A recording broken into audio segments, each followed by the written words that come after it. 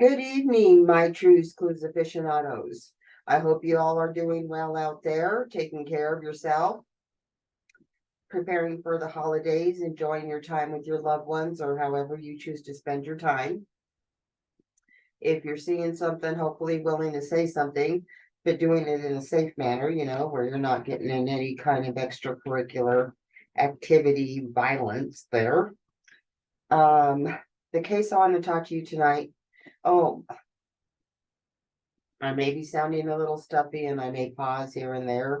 I like have gone down to Denver to visit the relatives throughout the winter, and for some reason my resistance must be down or something because when I come back up, I always get ill. And when I went down for Thanksgiving, boy, ooh, I got really, really sick. So I've been kind of under the weather, a little behind in my video making. Um, but at the same time, when I was feeling good, I was doing research. I just didn't have enough energy to like get it all together to put it out there. And I can't remember how I came across this case.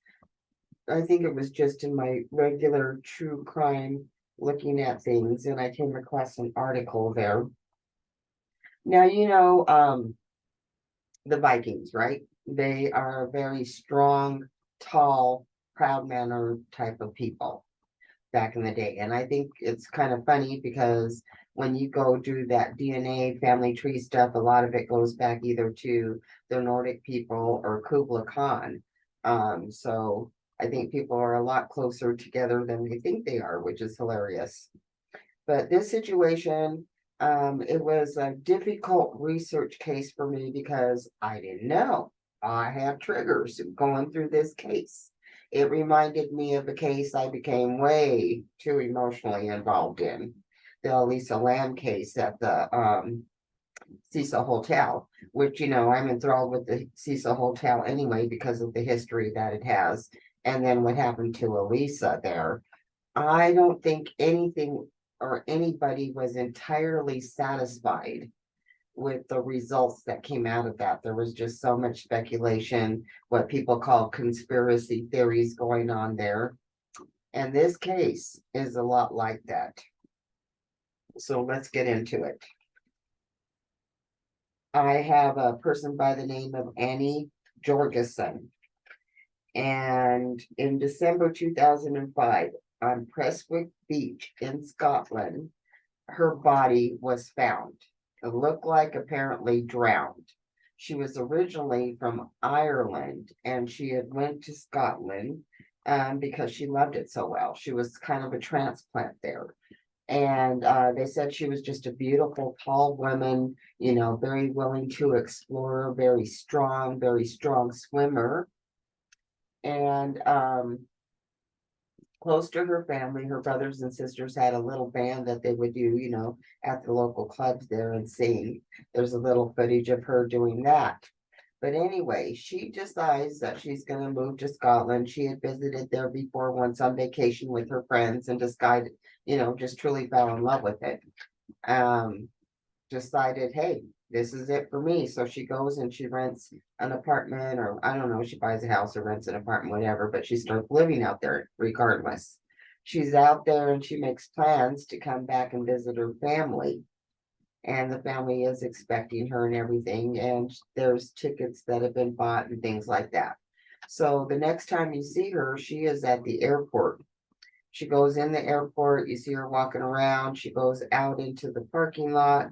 She looks around a little bit. She goes back inside of the airport again, does whatever for a few minutes, goes back out into the parking lot again, never to be seen again until her body is picked up on the beach. So there is a man and his dog walking along the beach. He sees somebody, like laying out on the beach, head facing towards the wall of the that he was on or whatever. And he said it almost looked like somebody was sunbathing, but yet when you look closely, it was not somebody sunbathing. He became alarmed, called the cops came, checked it out. And that's when all of the mystery truly indeed does start. So her bags were with her at the time and she had all of her clothes on. and the bags were close by to her, which was kind of a mystery to begin with. You'd think that things would be scattered around or at least have floated away and not be so close in proximity to her body. So then they take her and they do an autopsy there, through the police and law enforcement area. And they come back and they say that they thought it was somebody offing themselves, which her family was like, what? She was in the airport on her way to come home and visit the family. Totally not making sense, not making sense that she hadn't displayed any depression or anything like that at all. So the mystery starts to deepen. The family is, like, what is going on? So when they finally get the body back, there's like chunks of her hair that had been cut off, and she had bruises in her body, like somebody had maybe grabbed her like this around the shoulders, handprints and thumbprints, maybe trying to strangulate a person. And the family was like, this doesn't make sense with what they're telling us, that it would have been a person trying to off themselves. It looks like somebody was trying to harm somebody else. So that starts the ball rolling.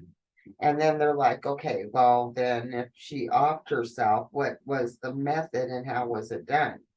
So take it now. This is frigid water, freezing water. And they looked out into where she was found. They're looking out there and they're like, okay, well, let's walk out there and see how easy it would be for you to off yourself by this body of water. Start walking out there. They're freaking freezing. The water's only coming up to their knees. They're like, this so doesn't make sense. And especially with her being a strong swimmer. I mean, where do things have happened? Yes, but no. So they want to look into it further. There's another autopsy that's done that kind of challenges some of the information that was put out in the first one. They went, excuse me, I had to grab Chacha there. So they go and they start looking into it, and they find out that, okay, it does appear that she did have water in her lungs, because they had what they call water skeletons in there, which I guess are diatoms. And depending on the diatoms that you have in your lungs or the water skeletons, would either depend on whether this happened in fresh water or whether this happened in salt water.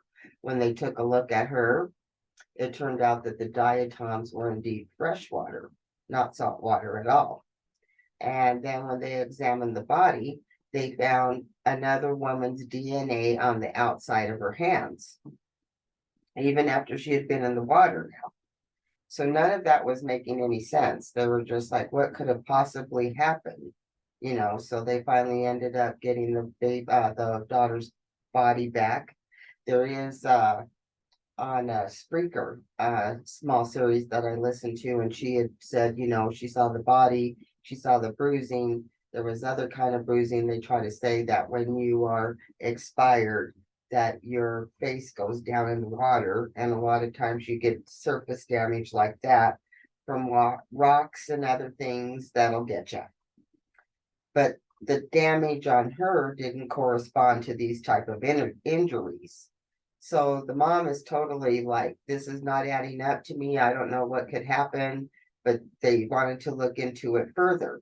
So they requested the autopsy that was done initially by law enforcement. They had to put in a request for it and see if they could get permission to get them. They were denied. They said that whatever was in there would be harmful to the public and to the family, but even though it's the family requesting the medical records, they were absolutely not going to release them. And then the people doing the show had also made a request for those same records and were denied as well. The family had another autopsy done, so this body had been autopsied 3 times now, and both of those disagreed with the autopsy findings from the first one done by law enforcement. The family then began to suspect that there may have been a cover-up going on. And there could have been a cover-up going on. Apparently, the United States and the UK were aware of this secret program they had to fly men from a certain area that was supposed to be undercover these flights. And one of the people that was getting ready to divulge the information on them had the same name as Annie's middle name. So they're like, huh, does that make sense? Or does that not make sense? Is that something that, that we should follow up on, or what's going on from there? So Christina Bajorgensen, and her reputation on investigating secret services in America. She had reported that at the time of Annie's death, the U.S. intelligence was flying suspected terrorists worldwide. Notably, they used Prestwick Airport to get prisoners from the Middle East to Guantanamo Bay. And I'm sure they wanted nobody to know about that.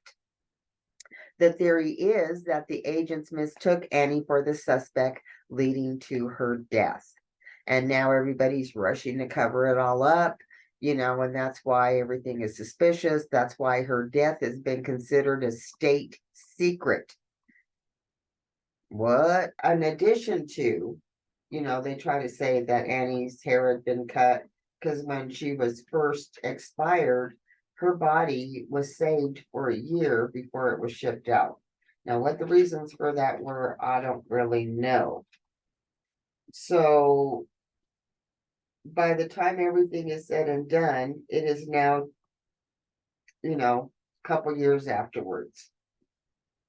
And they finally got her back to Sweden. And she was there at the funeral home. Is not coming up, correct with Guia. I can't say her name, I'm not foreign. But she's very concerned, very much wants to solve the case.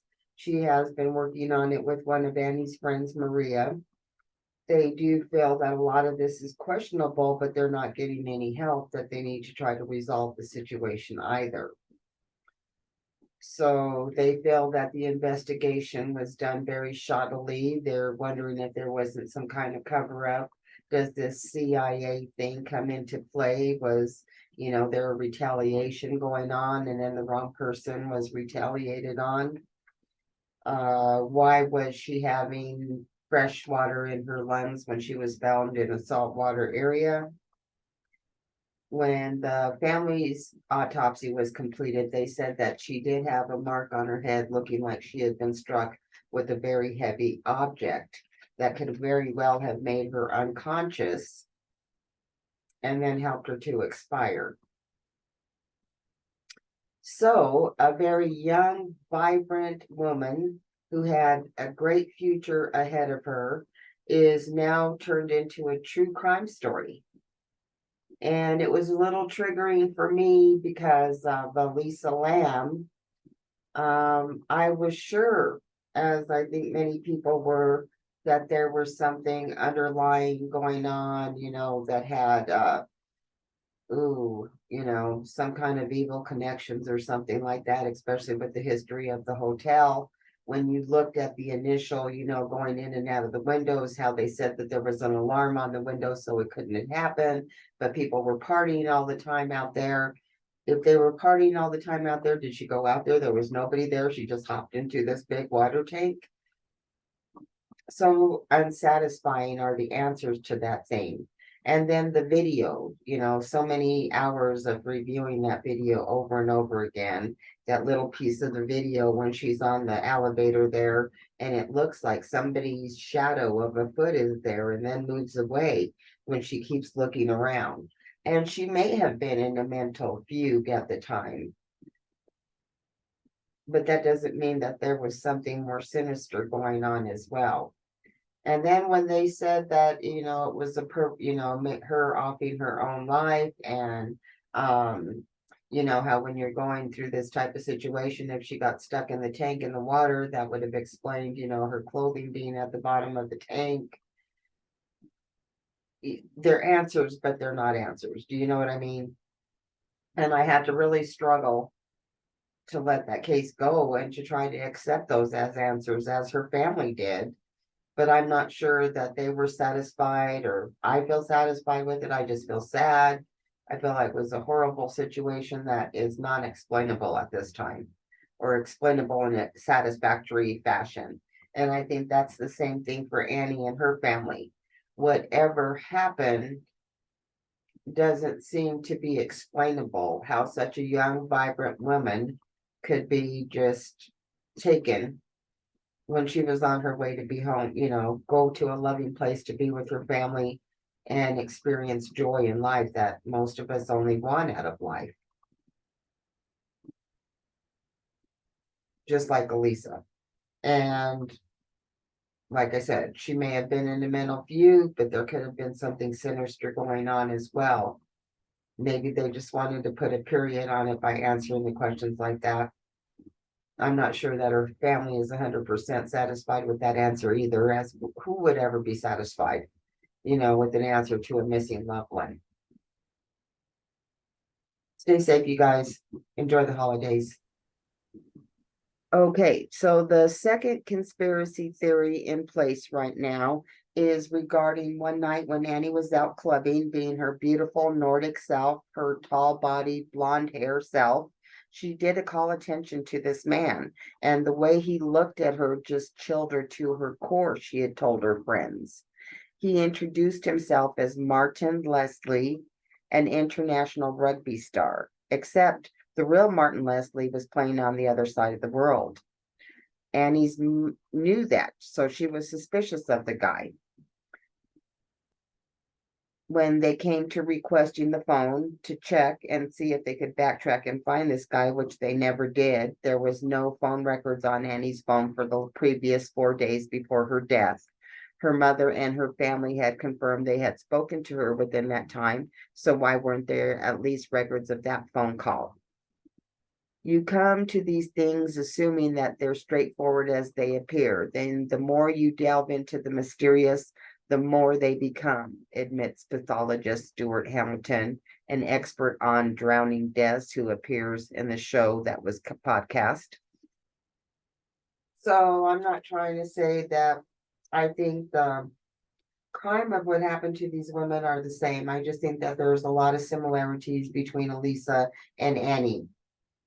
They were both traveling. Elisa was taking time off from school to go check out the world, and Annie had always been a strong force of nature, and ended up moving to a place that she cared about and wanted to reroute. Their expiration was due to the same circumstances, drowning. The circumstances surrounding both of their deaths questionable. They had personal items with them. Elisa had her clothes that were at the bottom of the tank. Annie had her clothes and her suitcase that was found with her, which was odd. That normally doesn't happen. How in the world does a small girl like Elisa get up into the tank and then, of course, just jump in and can't get out? And then the whole physicalness of becoming hot and removing your clothing. Plausible, to me, not convincing. And then they're both, Annie would have been a striking creature with her tallness and her long blonde hair. Elisa would have stood out too if she was going up and down to the shops there by the hotel where there were a lot of homeless people. Easy to get a stalker like that, especially when you're small and over to be overtaken. And I remember struggling so hard with that video of Elisa where there was like a foot on the elevator. When you're looking outside, you can kind of see a shadow of maybe somebody waiting there for her, and then a foot kind of moving. I don't know. We're all have to decide for ourselves. But the bottom line is the truth that's been put forward on both of these cases is that it's due to drowning and by their own hand.